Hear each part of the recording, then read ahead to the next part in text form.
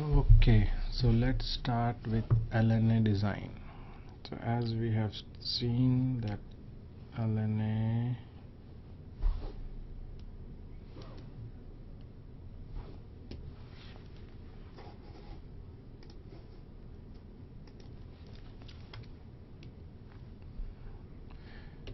is the first block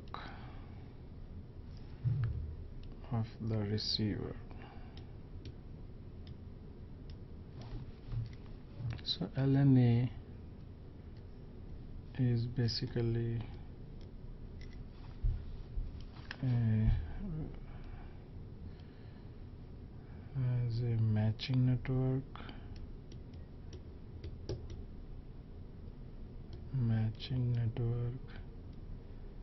and then an amplifier. Okay, and then the output can be connected to another matching network,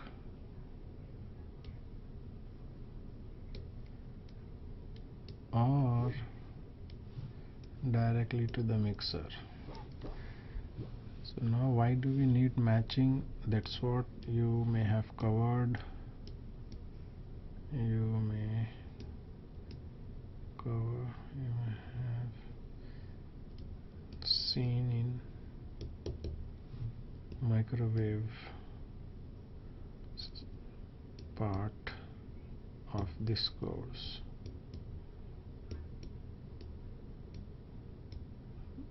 That why do we need matching? And here is an amplifier. Now amplifier you have seen in circuits part of the course, right? Circuits part you have seen amplifier, and matching network you have seen in microwave engineering part of this course. So let's see now. So why do we need matching? Because we don't want this incoming wave to get reflect back. We don't want reflection, we want everything is incident on this LNA should pass through the LNA and goes to the output or to the mixer. Next slide. So a matching network, we need a 50 ohm matching network. 50 ohm matching. Okay, so how to get a 50 ohm matching?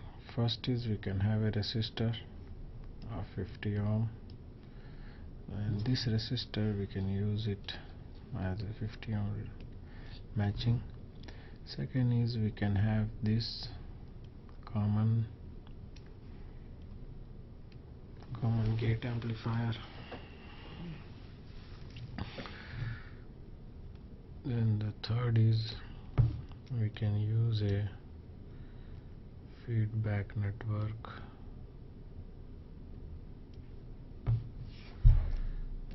Fourth is we can use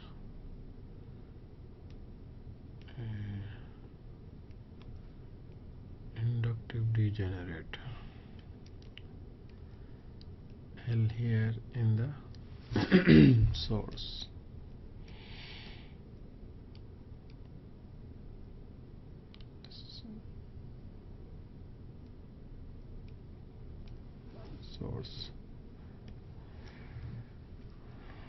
Okay, so what we are doing, we are degenerating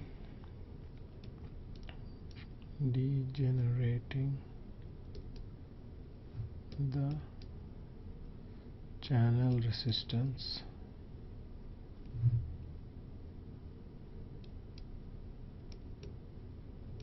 or impedance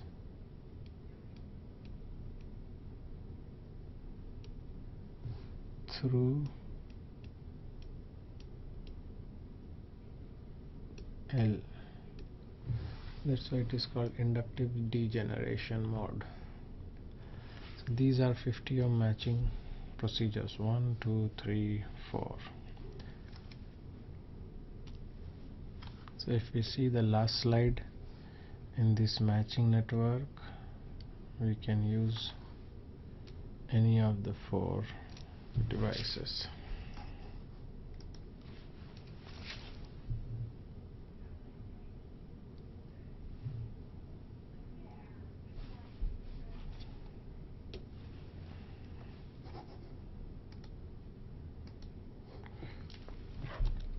So here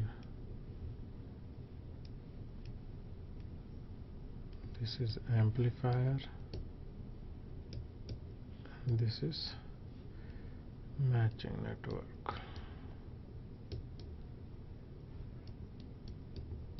So we can use any of the 4 matching network discussed in previous slide. So now what are the problems in each of these 1, 2, 3, 4? We can use this, but we will have lot of noise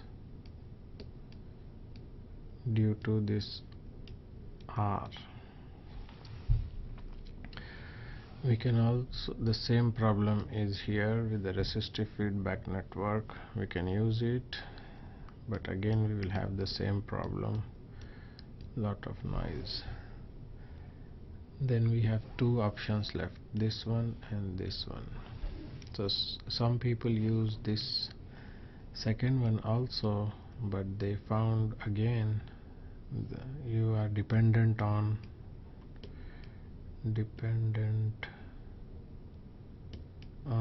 channel resistance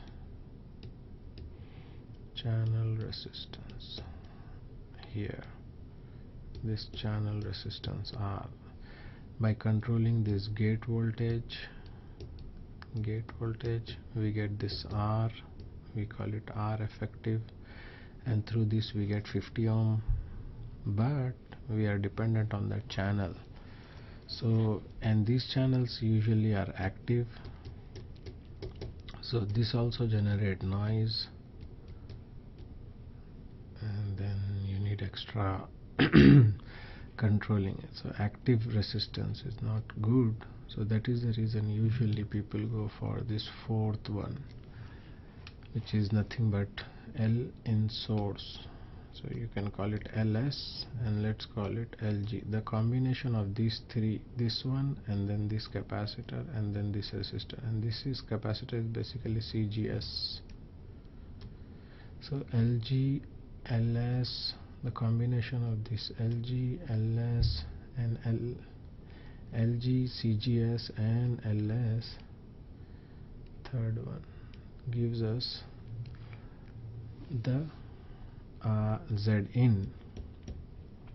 Zin is nothing but LG, CGS,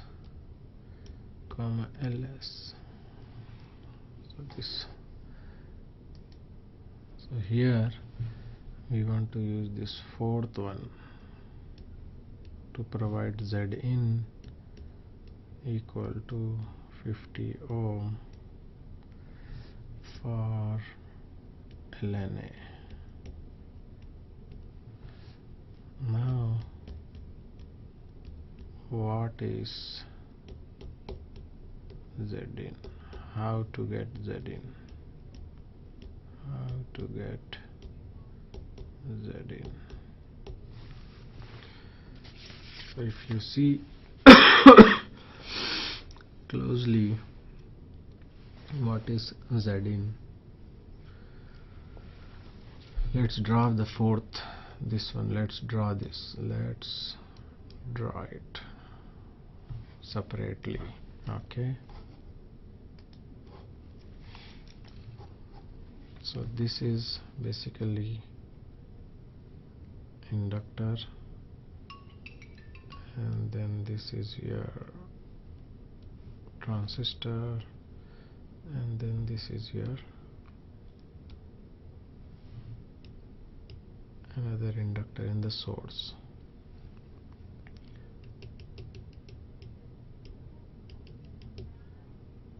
This is your CGS. Now you see this part is your amplifier part. if you see the previous diagram, this part, we need amplifier, we need matching network to get a LNA, right? Low noise amplifier, we need an amplifier, we need a matching network. So this is this part, amplifier part, I will write it capital A here. Okay, capital A is this part, capital A, to which we need a matching network, and this part is a matching network for us, input matching network. Input matching network. So what is Zin? Zin is nothing but if we apply a voltage here, let's say Vx, and see what is how the current is flowing, Ix, then we can write Zin equal to Vx by Ix, which is nothing but j omega ls, right? Let's start from here. Okay. Okay, so we want to get the Zin of this, so let's see how to get it. Let's draw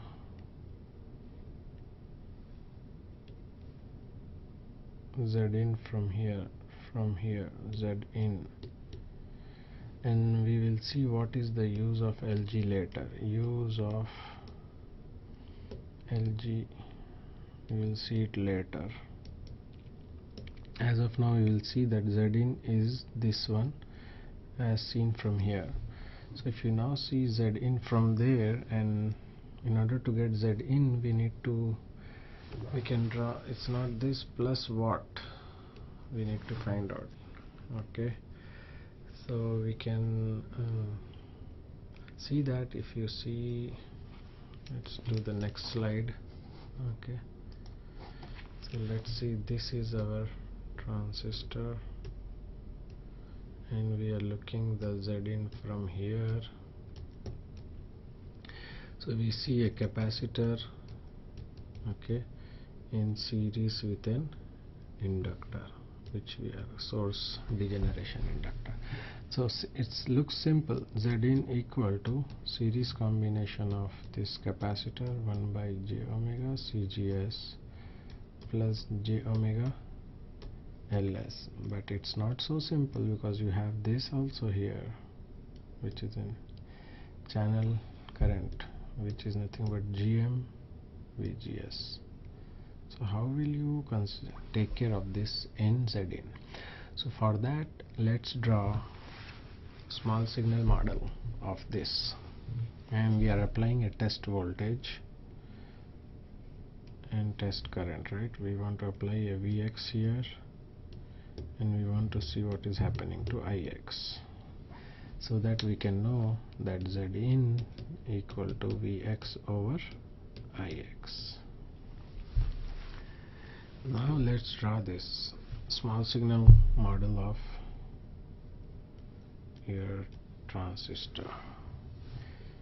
We have this inductor, and then we have this current,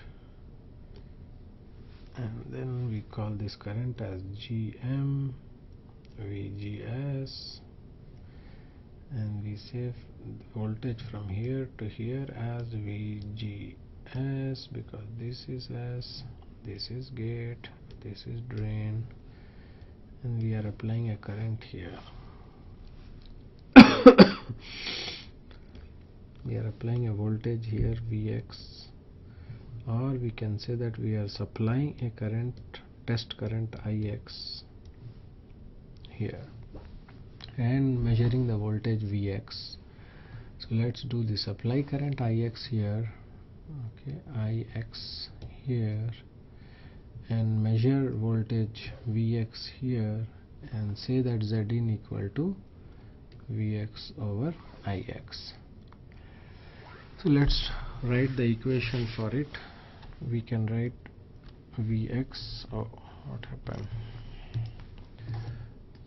Let's go back here. Okay, so we want to write Vx equal to is nothing but this VGS plus this is Ls, the voltage across Ls. Okay, so what is VGS? VGS is nothing but current Ix is flowing through this CGS. This is CGS, so current Ix is flowing through this, so we can write 1 by j omega CGS into Ix, okay, plus then we have now this current through Ls is from here and from here, and current from here is Ix and current from here is GM VGS. So there are two currents flowing through this Ls, so I write the impedance j omega Ls into current. One current is Ix and the other current is GM VGS. Okay, so let's go to next slide. I will continue from this equation. So Vx equal to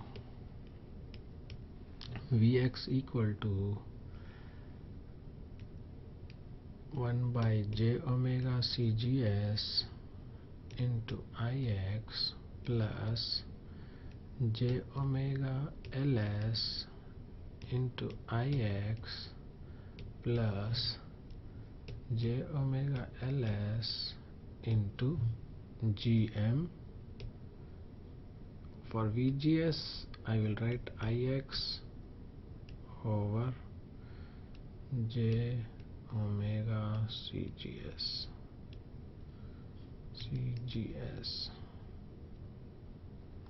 Okay, let me erase it.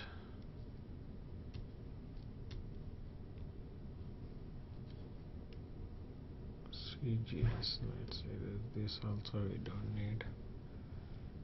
And then we take this black color, CGS.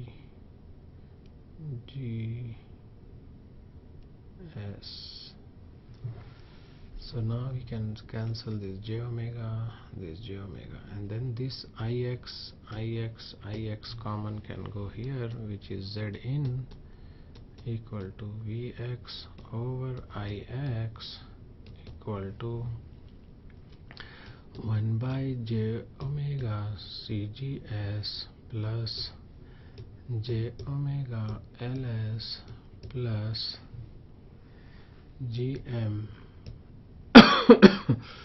Ls by CGS. So this is our input impedance for our Ln, and we want this to be equal to 50 ohm. That means we need to choose the value of CGS, Ls in such a way that we get this as 50 ohm, or we don't need this. Actually we need the real part of this to be 50 ohm. So what is the real part of this? Re Z in, if you see the real part of this is GM over GM Ls divided by CGS. So this is the real part of it. And then what is GM over CGS? So this is nothing but, if you remember, what is omega t? I don't know whether you have covered this in other lectures or not. So you need to know what is something called as figure of merit for a transistor. So figure of merit of a transistor is 2 omega t and omega max. So, Okay, so what is omega t? It is nothing but the frequency at which power gain is 1. The gain of your transistor is 1. Current gain of the transistor is 1. So if you calculate what is omega t, it comes to Gm over CGS plus CGD. Okay, so now if we neglect this CGD, if you neglect this CGD, I will do it in next slide. So if you neglect CGD, so you are saying that output capacitance, right, gate to drain output capacitance is negligible, then your omega t becomes Gm over CGS. So therefore your Zin is omega t Ls. So in order to control Zin, or in order to get Zin to 50 ohm, you are basically dependent on Ls. So Ls can decide your 50 ohm, the value of Ls, because omega t is a transistor dependent value, and then Gm over CGS are transistor dependent values. That means you are controlling transistor width, right? So you control this width to get this Gm CGS, but when you control width, you actually control gain, because gain depends on width. So what does it mean? In order to independently control Zin, you basically control Ls, because if you try to play with the width of your transistor, you are playing with the gain of the transistor, of the gain of the LNA, and you don't want to do that. So let's do it with controlling of Ls. Now you also have to, okay, so now Zin controlled by Ls, we can get 50 ohm by controlling Ls. Now you have something omega naught, because you want to design your LNA for a specific frequency, right? We discussed this in our first class, if you remember.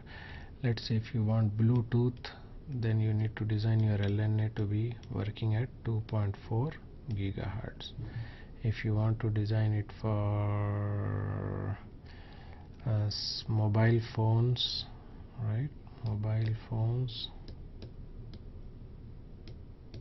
then you need to design for 1800 to 2100 megahertz, right? It depends. For 3G services you need to design for 5 gigahertz also, right? And if it is GPS, then you need to design your LNA for 1.5 gigahertz. So basically your LNA will have a omega naught value. So what controls this omega naught? So now if you see the circuit,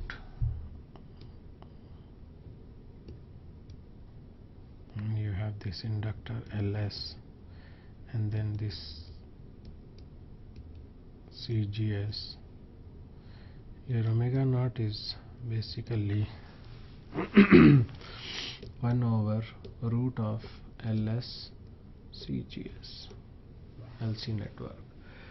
Now let's say you want to design this omega naught for 1.5 gigahertz or 2.4 gigahertz or 5 gigahertz. You are left with controlling this with Ls and CGS.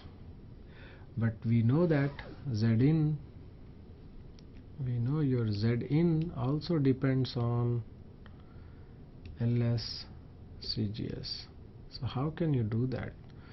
You want to control the two entities, Zin and omega naught, with two entities, LS and CGS. It's very difficult. You want to control, you want to design, that means you need to design 50 ohm and at the same time 1.5 gigahertz. Very difficult. So you need to introduce another variable here. So we can make omega naught, add one more variable. That means we need to have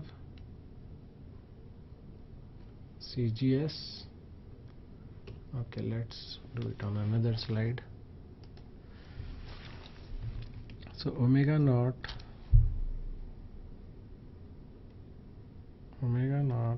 equal to 1 over root of LS CGS. We want to add another control. So that is the reason, if you remember, we have put LG here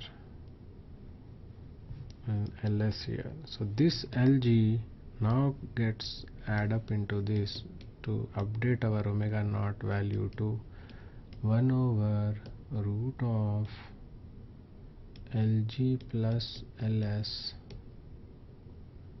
O into CGS. Now you have another degree of freedom, that is LG, through which we can now control our omega naught.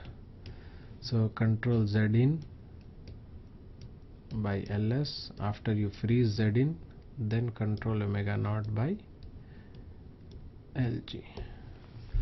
So this way we are now ready for designing our input impedance and the frequency at which our LNA will work, that means a filter. Okay, so if you remember, these two are, so this is matching network and this is LNA or an amplifier, AMP. So we are now ready with this part. Okay.